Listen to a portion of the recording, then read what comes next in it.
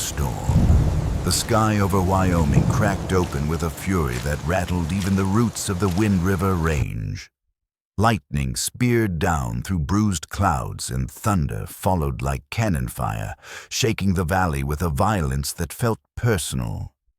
Zayn Northwood pulled his oilskin duster tighter, shoulders hunched against the relentless rain as he urged his gelding through the sodden trail.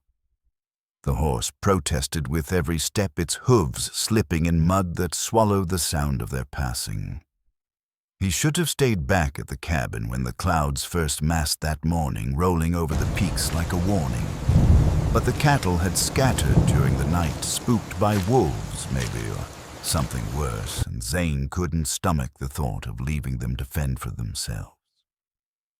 The path narrowed as it dipped toward a draw trees bending against the wind like supplicants, and that was when he heard it soft, nearly drowned beneath the wind and water, but unmistakably human. A cry, faint, raw, and trembling. He reined in hard. The gelding snorted, eyes-wide legs dancing dangerously on the slick earth. Zayn scanned the storm-lit slope, rain stinging his face like glass. Again the sound came closer this time. Not a scream, not quite, but a cry, born from something deeper than pain. Something like surrender. "Hello," he called, voice raised over the storm. "Who's there?" Another flash of lightning streaked across the dark sky, momentarily casting the slope in silver light. That was when he saw her. A slumped figure near a fallen pine, soaked to the bone. A bonnet clung to tangled hair, her dress plastered to her limbs by rain. She didn't move, didn't lift her head until he dismounted and knelt beside her boots, sinking deep into the soaked ground. Her eyes met his wild with fear, but holding something else too. Something deeper, something broken. "Do not touch me," she said, her voice a whisper between thunderclaps. But her body shivered violently. "I will not hurt you," Zayn said low and steady, his hands, visible, his tone coaxing. "But you'll freeze if you stay out here." Shelter and silence. She didn't respond, not with words, but she didn't flinch when he shrugged off his coat and wrapped it around her shoulders either. Carefully, he slid his arms beneath her. She was lighter than she should have been, and lifted her off the ground. The horse stepped nervously as Zayn mounted, cradling her against him as best he could. She didn't resist, but she didn't lean into him either. It was like holding a ghost that hadn't yet decided whether to stay or go. They rode slowly, the rain sheeting down harder as they climbed the ridge. The trail was slick, the air so cold it bit at exposed skin. Zayn kept one arm around her and the other firm on the reins. She stayed quiet, pressed against his chest like she was trying to disappear into the folds of his coat. Not once did she speak, nor sob, nor shiver again. As if she had burned out everything left in her body, except the ability to be carried. The cabin came into view at last, just a one-room shack set against the trees, smoke long since blown from the chimney. Zayn kicked the door open with a boot and stepped inside the warmth from the last fire already lost to the storm's breath. He laid her gently on the cot near the hearth and knelt to strike a match. She watched him without moving eyes, following his hands like a trapped animal uncertain of the next blow. "Fire first," he muttered, voice low. The match caught, and golden light flickered to life, throwing long shadows across the rough-hewn walls. She hadn't spoken since the trail hadn't moved except to curl in on herself. Then, just as the fire crackled into life, she spoke again. "I didn't know where else to go." Her voice was quieter than before, nearly lost in the snap of flame. Zayn turned. Her face was pale lips tinged blue. "You don't have to explain," he said gently. "Let's get you warm." Names and ghosts. The fire cast a soft glow now stretching across the room in amber light. Zayn peeled off his wet shirt and grabbed a wool blanket from the cedar chest, offering it to her without fanfare. She hesitated just long enough to remind him she hadn't yet decided if he was safe, then wrapped it tightly around herself. She stared at him like she was waiting for him to become someone else. But he didn't move, just stood there, quiet and still. "I'm Zayn Northwood," he said, voice even, not asking for hers. She nodded once, staring into the fire. "Dileia Monroe." "Where were you headed?" "Dileia." She looked down into the tin cup he offered, lukewarm water, the best he could manage for now. "Nowhere," she said finally. "I was running."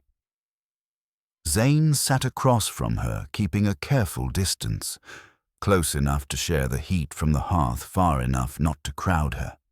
From what Delia's fingers tightened around the cup, her knuckles whitening. "My husband died last winter," she said. "Then the ranch hands left. The bank came, said the land was not mine.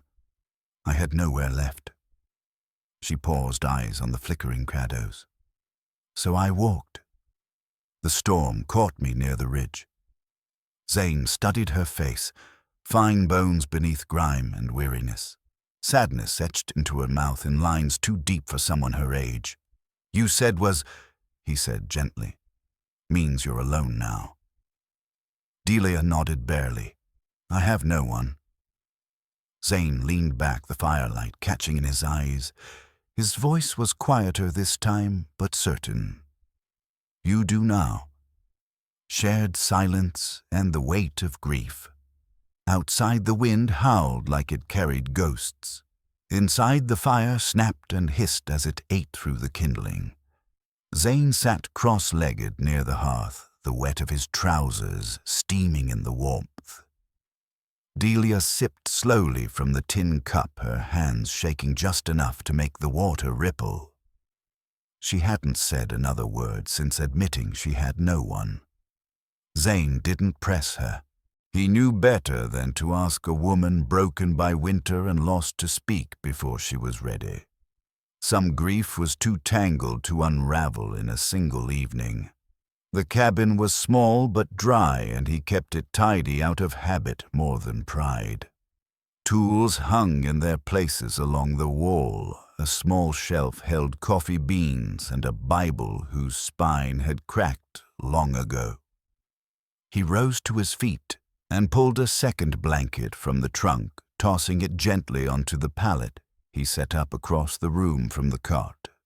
She followed his movements with her eyes, but said nothing. The space between them was thick with unsaid things, but not hostile. Not anymore. It was the silence of two people who understood there were wounds words couldn't reach. He banked the fire, then lay down on his side of the room, arms folded behind his head. She remained upright on the cot for a while, still wrapped in his coat. Her gaze lost somewhere in the middle distance. The firelight played across her features, sharp cheekbones, wind-burned lips, and the heavy shadow beneath her eyes. Finally, she eased back against the pillow and pulled the blanket up to her chin. "Why are you up here alone?" she asked, her voice nearly lost beneath the creak of wind through the roof beams. Zayn didn't open his eyes. "Used to be a ranch foreman near Laramie. Lost my wife in childbirth 3 winters back. Couldn't face the town after that. So I came here." The fire popped and she was quiet again. But after a long minute she said softly, "I'm sorry." He nodded once. "Me too." A whisper in the dark. Zayn thought she'd fallen asleep. The hush had settled around them in a way that made it feel like even the storm was catching its breath. He was just beginning to let go of the day when her voice came again, almost inaudible. "Thank you for stopping." He opened his eyes, watching the shadows dance across the wooden ceiling. Her words hung in the air, fragile and honest, the kind that didn't come easy. He didn't answer right away, didn't want to say something that might crack the moment wide open. "I heard you cry," he said after a pause, voice steady. "That's all." But they both knew it wasn't. He'd heard more than a cry. He'd heard something that called to him, something buried so deep in the sound it didn't need words to be understood. And she knew it too. She didn't reply, but the silence between them shifted, became less about fear, more about recognition. Two people, both carrying losses too heavy to name, had crossed paths in the middle of nowhere beneath a sky that had long since stopped offering comfort. And somehow, for reasons neither could explain, they were still here, still breathing, still warming beside the same fire. Outside, the storm rolled on, but it had lost its rage. Thunder drifted away into the hills like a warning that had finally given up. Inside, something small but real had taken its place. The morning after. By dawn, the storm had bled itself into the soil. The clouds were lifting in slow, tattered swaths, revealing a ridge softened by mist and silver light. Zayn stepped out early, the door creaking on its hinge, and crouched near the woodpile. The air smelled of pine and ash, and the earth beneath his boots gave slightly no longer frozen but still damp with memory. Inside, Dileia stirred. She stood barefoot near the stove, hair dry now but untamed, half-braided and already falling loose. She wore the same dress, but it hung a little differently now, weighted by sleep, by warmth, by something not quite peace but close. She hadn't asked for anything, yet she'd stirred the coals back to life and warmed the skillet without a word. When he stepped inside, the scent of bacon hung in the air. "You didn't have to do that," he said, setting the armful of wood beside the hearth. "I know," she replied without turning, "but I used your blanket." Seemed fair. Zayn poured water into the basin and washed the grime from his hands. "You always settle debts that fast. I try," she said, flipping the bacon once. "But I've got more owing than I can ever pay off." He leaned against the wall, watching her shoulders tight like she was waiting for the world to remind her she didn't belong. Her movements were practiced but guarded, as if even here, surrounded by silence and pine, she was ready for something to snap. "You planning to keep running?" he asked. Dileia turned, lifting the skillet and scraping the bacon onto 2 tin plates. There's nowhere left to run.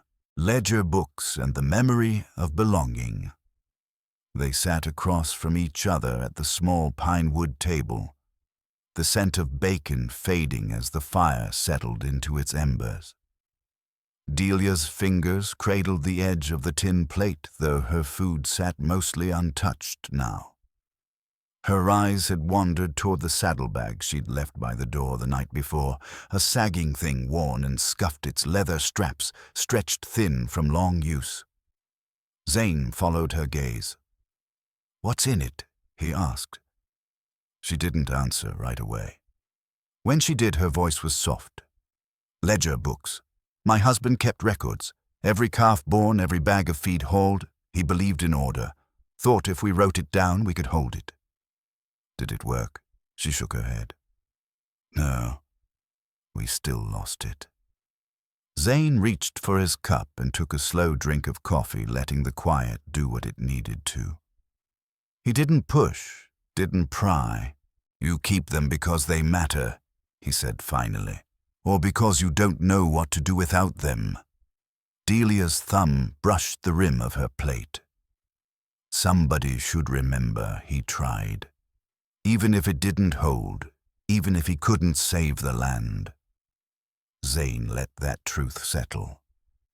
He understood the weight of memory, what it meant to carry something that had slipped through your fingers, yet refused to be discarded. "Then keep them," he said.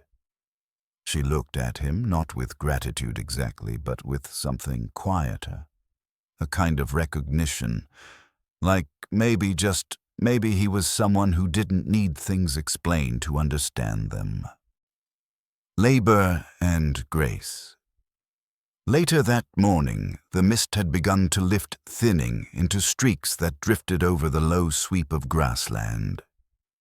Dileia stepped onto the porch arms, folded tight around her middle. She stood still for a long time, watching the way the trees leaned toward the rising light, as if trying to remember something soft. Zayn joined her, pulling a clean shirt over his head, the scent of fire and morning clinging to the air between them. "I've got fences down," he said, eyes scanning the horizon. "Cattle scattered some?" She turned slightly. "I can help." Zayn arched a brow, not in challenge but in surprise. "You know how we had hands," she said, "but when they left it was just me." He nodded. "You ride."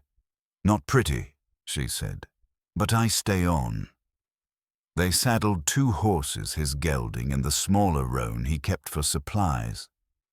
Dileia mounted without assistance, hitching her skirt above her ankles, boots planted firm in the stirrups. Her movements weren't fluid, but they were capable. She didn't hesitate. They rode side by side through the low hills where frost still clung to the shaded patches of grass. The air smelled of wet pine-thawed soil and something older beneath it all.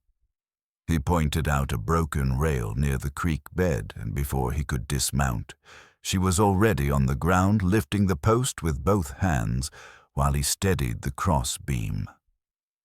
They worked like that for hours, barely speaking. The rhythm of it, lift-a-line hammer, filled the space where words didn't need to go. She didn't flinch from the weight, didn't shrink from the mud. When a calf bawled in the distance, she paused, turned toward the sound, and narrowed her eyes like she already knew what needed doing. By late afternoon, they'd mended 3 rails and coaxed 3 calves back through the gate. Acknowledgement in the quiet. As they finished setting the last rail, Zayn watched her brush damp strands of hair from her face with the back of her hand. A streak of dirt crossed her cheek like war paint. Her breath was steady, shoulders squared, hands marked by work. She didn't ask if she'd done well, didn't need to. "You're not afraid of the work," he said. "I was born to it," Dileia replied simply. "Folks think women can't manage land. But we do it all the time.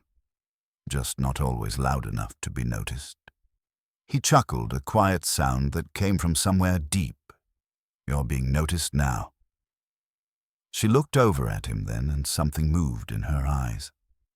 Not a smile, not yet, but the shadow of one.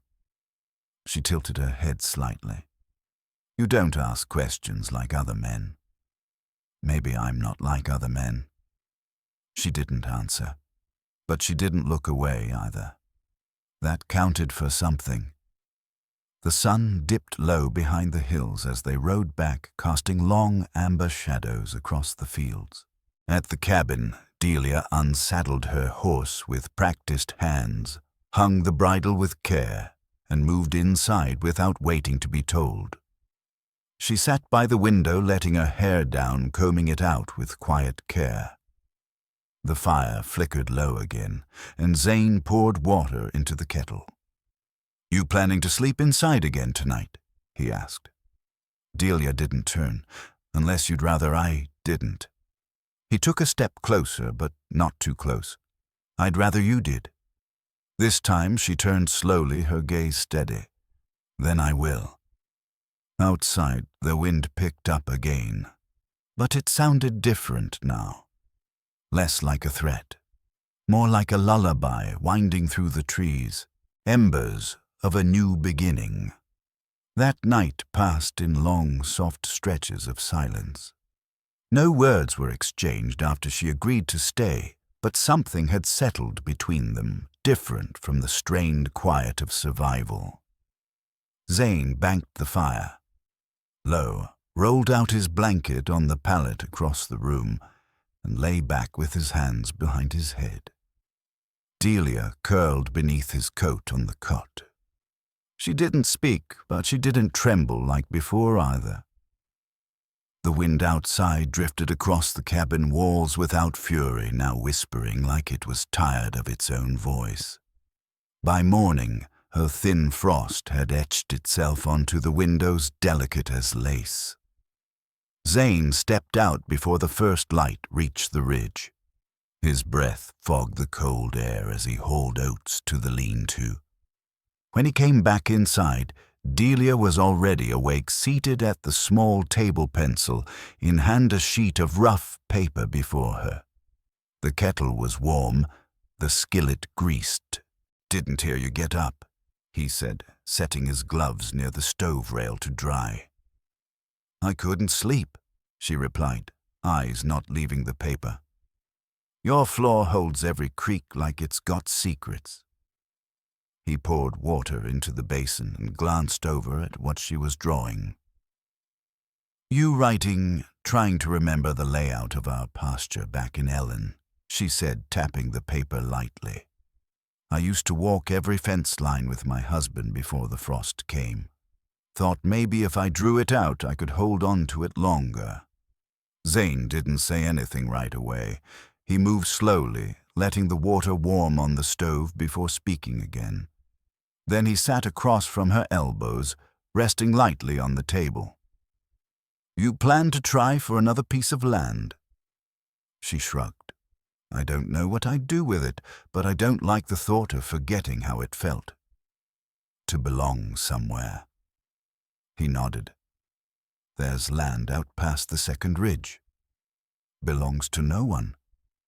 If you're willing to fight rock and cold for it." Dileia looked up, really looked at him. "I've fought worse."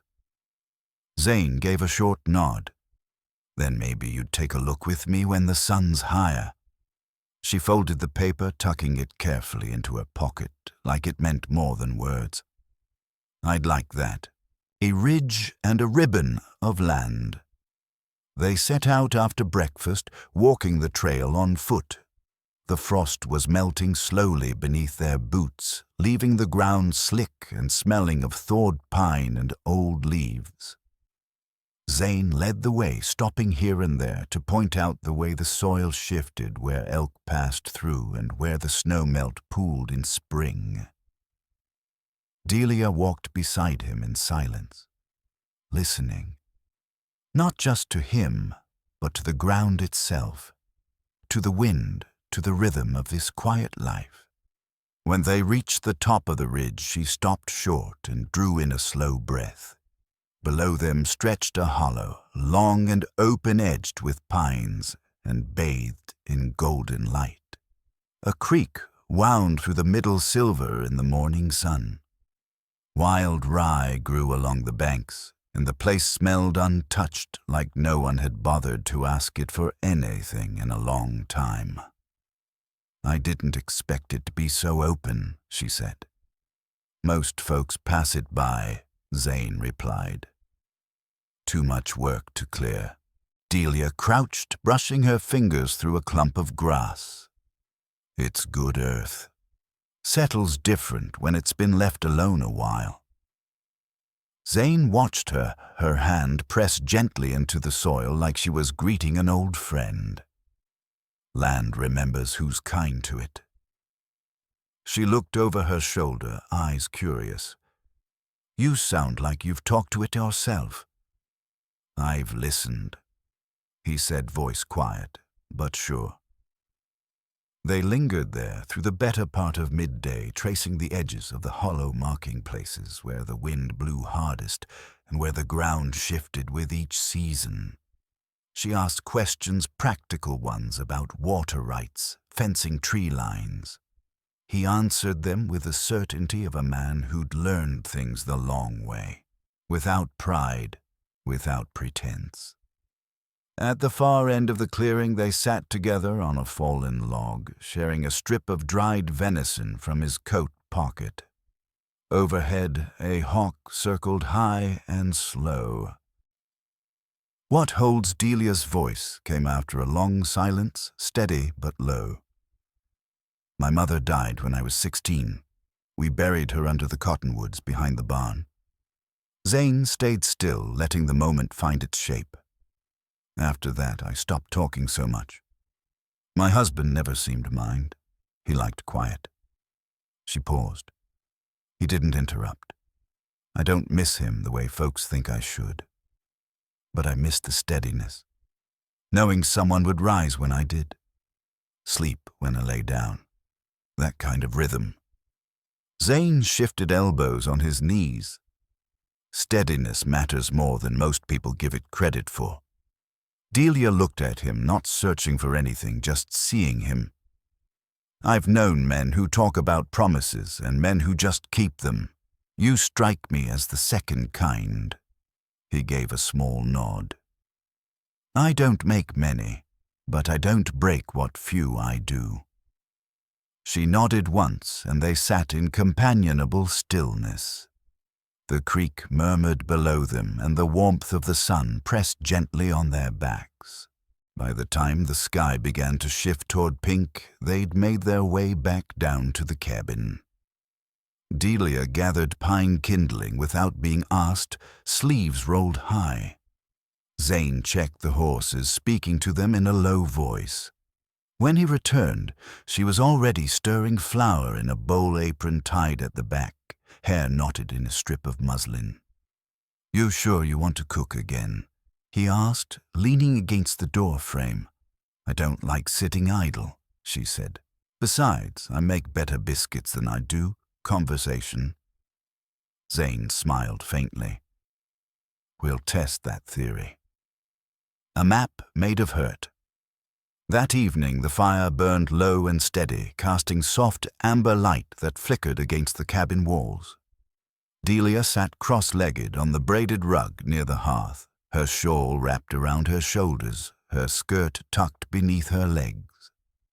She stitched the edge of a curtain with careful, practiced fingers. Across the room, Zayn sat with his boots off, mending the strap of his saddlebag.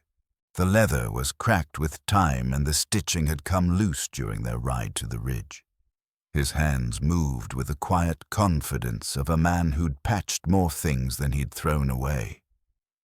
She spoke without looking up. "You think we're meant to be alone after we lose someone?" He paused needle halfway through the leather. For a while, he said nothing. The fire cracked. The wind brushed faintly at the eaves. "I think." He began slowly. "Some people find their way back, if they're willing to let the hurt be part of the map." Delia's needle stopped. She sat still for a moment, watching the firelight play across the stones. "And if they're not, then they stay lost longer," he said. "But not always forever." She turned her gaze toward him. Her eyes were tired, but no longer hollow. "You still believe in a future?" she asked softly. Zayn set down the saddlebag, and the thread rubbed his palms together, then looked up. "I believe in today. The rest can grow from that." Delia looked at the floor, then back at him. Her voice, when it came, was hesitant but honest. "Would it trouble you much if I stayed a while longer?" His answer was quiet. "Sure. Wouldn't trouble me one bit." Her shoulders eased just enough to be noticed. And for the first time since she'd crossed his threshold, she tucked both feet beneath herself like she belonged to the ground she sat on. Seeds of home. By the time the last snow melted from the north-facing slope, the creek had swollen with spring melt, tumbling fast over the rocks below the ridge. The earth was damp, dark, and full of promise. The kind of promise that didn't need words to be believed in.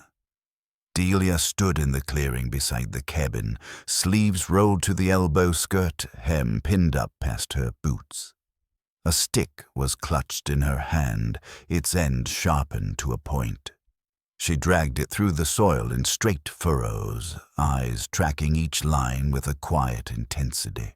Her brow was furrowed, not with frustration, but focus and expression that came not from effort, but from purpose. Zayn leaned against the door frame of the cabin, a sack of seed corn resting against his hip. He watched her with a kind of reverence, like one watches a hawk ride the wind or a sunrise stretch across snow-dusted pines. "You've got a straight line," he called out. She glanced at him, brushing sweat from her brow with the back of her wrist.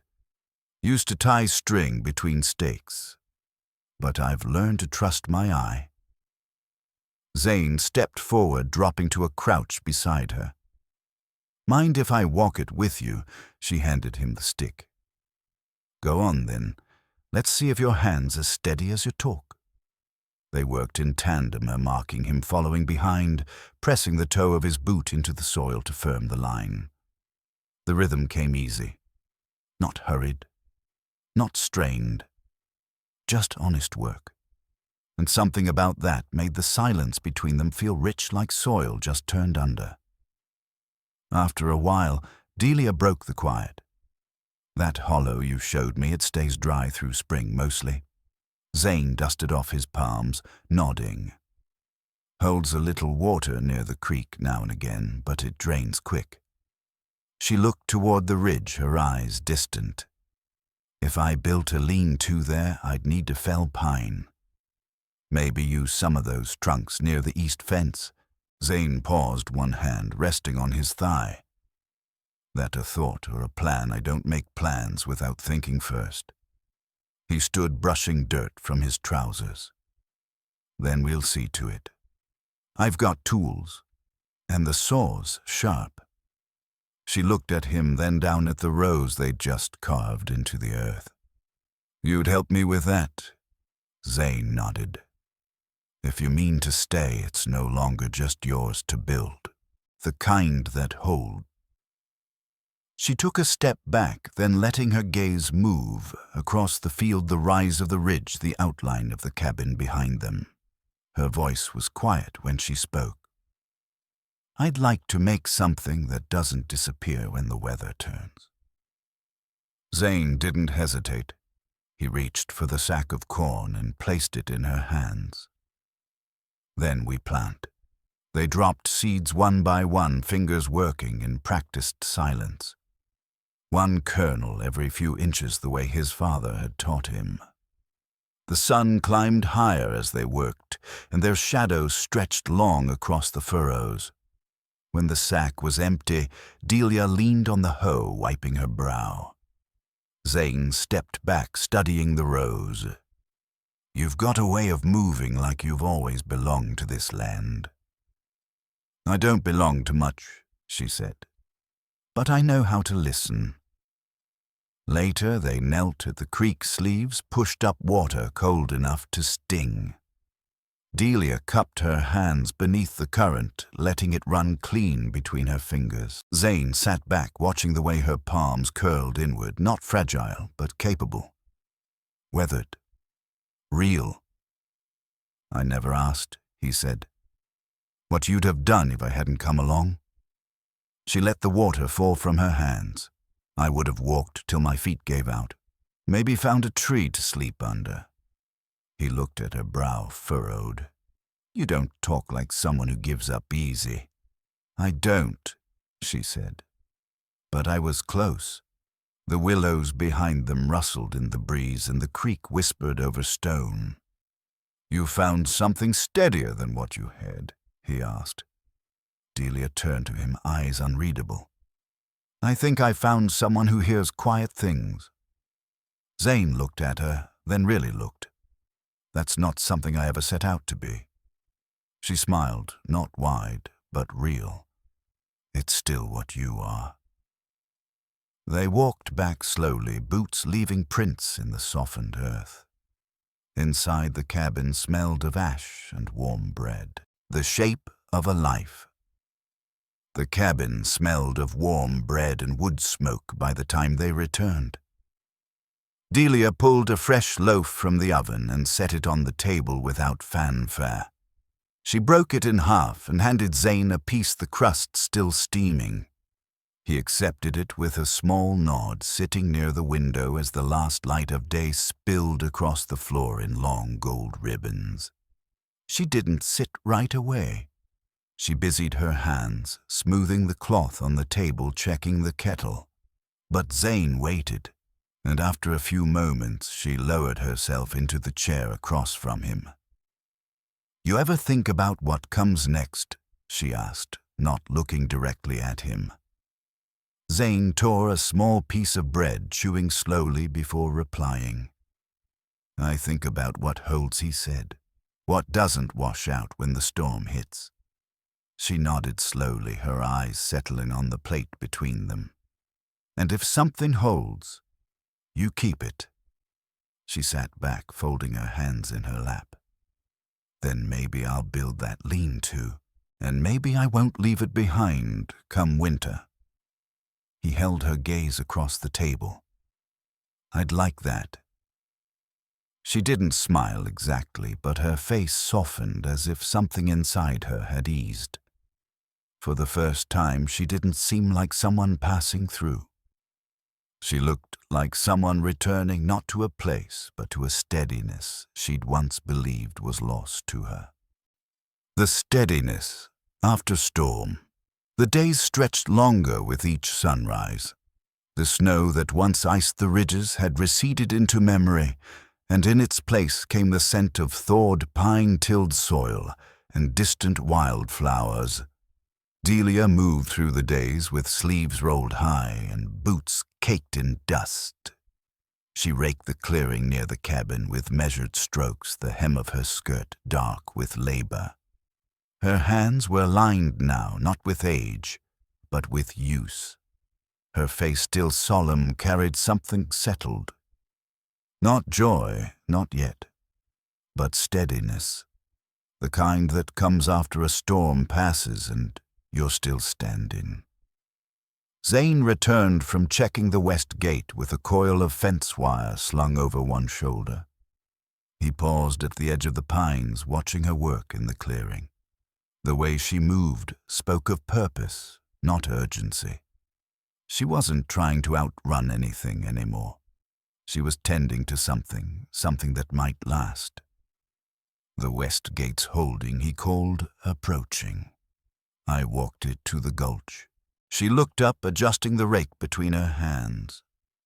"I boiled some willow bark this morning. Your shoulder's been tight since we hauled that timber." Zayn set the wire down near the barn and dusted off his hands. He raised an eyebrow. "You watching me that close?" Dileia straightened. "I watch what matters." He stepped a little closer, the light behind him warm and low. "You always speak that plain." She turned toward him, wiping her brow with the back of her wrist. "No. But I've lived enough silence to know when truth's the better offering." He studied her a long moment, and something in him eased. "I've been thinking," he said. "That land above the creek, it's yours if you want it. Not an offer, but a life." Dileia blinked, caught off guard. "And what would you keep?" Zayn glanced toward the cabin, then back at her. "The rest, and maybe a place beside me, if you've got use for it." The wind shifted, lifting strands of her hair, but she let them fall without brushing them back. "You're not offering charity. I'm offering a life." Her voice came slow, thoughtful. "I didn't come here looking for one." "I know," he said. "But I found something, didn't I?" "You did." She stepped toward him, deliberate, steady, until there was no space left between them. Her fingers reached for his palm, calloused to calloused, and he didn't pull away. "I won't run again," she whispered. "You don't have to." They stood there beneath the vast Wyoming sky, the last light folding across their shoulders like a benediction. No promises were spoken, but something stronger passed between them. Not declared, but lived. Something that couldn't be broken by wind or snow. That night they sat by the hearth with the fire low and the hush of evening wrapped around them like a shawl. Her chair was pulled close to his, her shawl slipping from one shoulder as she mended a hem. He smoothed a new handle onto his draw knife, his fingers moving in slow, familiar circles. The air smelled of pine pitch and bread baked earlier that morning. Dileia didn't look up when she said, "I want to raise chickens again. Not for profit." Zayn didn't pause. Just for the steadiness of it. "I'll build you a coop," he said. She nodded, eyes still on the muslin. "Maybe a small fence for a garden." "I've got seeds put aside from before," he replied. "I'll dig the trench." She smiled just enough to crease her cheek. "You always answer like that." No hesitation. Zayn looked up. "I know what I want." Dileia turned to him fully, the needle still in her lap. "Then say it." He didn't rush. He reached for her hand, warm, rough, and steady beneath his own. "I want this," he said. "You and me. A life that doesn't ask more than what we can give. Shared work. Quiet nights. A roof we both belong to." She looked at him long and true. Whatever she'd been holding back finally loosened. "Then it's yours," she whispered. "I'm yours." A vow beneath the cottonwoods. 2 weeks later, under the wide sky and beside the creek where cottonwoods rooted deep and sure, Zayn and Dileia said nothing, and it was enough. No preacher, no congregation, no vows etched in stone. Just the two of them standing where the water ran clear over worn rocks, their hands joined their futures entwined in something older than paper. Zayn had carved 2 rings from shed antler, smooth and pale as bone. Dileia wore hers on a leather cord around her neck. His fit snug on the smallest finger of his left hand, and he never once took it off. That summer the land bloomed like it had waited for them. The garden rose in neat rows behind the cabin, bean, squash, corn, and wildflowers that had taken root between the furrows, as if to remind them life didn't always come planned. The coop filled with hens that clucked and scratched like they'd always belonged. Together they built a lean-to, not for storage, but for shade in the hottest hours of the day. A place where they sat back to back and talked in low tones about what needed mending next. By fall, the corn stood tall. Dileia canned peaches and beans in mason jars that lined the cabin shelves like small amber suns. Zayn stacked wood high along the north wall, enough for 2 winters if needed. They didn't speak of the past, not because it didn't matter, but because it no longer held them hostage. In the hush of twilight when the work was done, they reached for each other without words. A hand across the table, a touch at the shoulder, the steadiness of presence. The winter that didn't hurt. When winter came again, it came heavy with snow, but gentle in spirit. The world turned white, yes, and the wind howled against the walls as it always had. But inside the cabin, the warmth never faltered. They moved through the long nights like clockwork, her head against his shoulder, his thumb tracing quiet arcs along her wrist. They didn't say love aloud. It wasn't the sort of thing that needed naming. It was there in every shared pot of coffee, every quiet glance across a row of growing crops, every night they chose to fall asleep side by side. Their pasts stayed with them, but not sharply anymore. They became softened, shapes shadows, smoothed by the rhythm of new days. Dileia no longer jumped at thunder. Zayn no longer dreamed of empty cribs and screaming wind. Together they built something neither of them had dared believe could last. There were hard days, broken fences, sick livestock mornings when snow buried the world outside. But those days didn't break them. They'd known worse, and now they faced those trials not as separate souls stitched together by necessity, but as partners with calloused hands and steady hearts. Their love wasn't lit like fire. It was laid like stone, one day after another until the foundation held. The cabin that held. The years slipped past, not in a rush, but in quiet rhythms. Spring after spring, Zayn and Dileia walked the edges of their field, planting seeds with fingers grown familiar to the soil.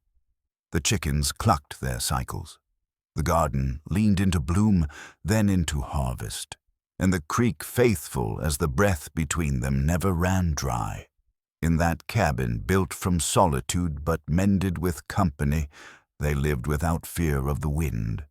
Where it once howled, it now whispered through the eaves like an old friend that knew it had lost its power to terrify. Inside, the wood creaked with the memory of their steps, and the curtains Dileia once stitched held back the dawn light just enough to let sleep linger. They grew older, as all things do. Her hands grew stiffer, his back bowed with years, but even as time wore down the edges of their bodies, it never managed to dull the core of what they'd made. A home.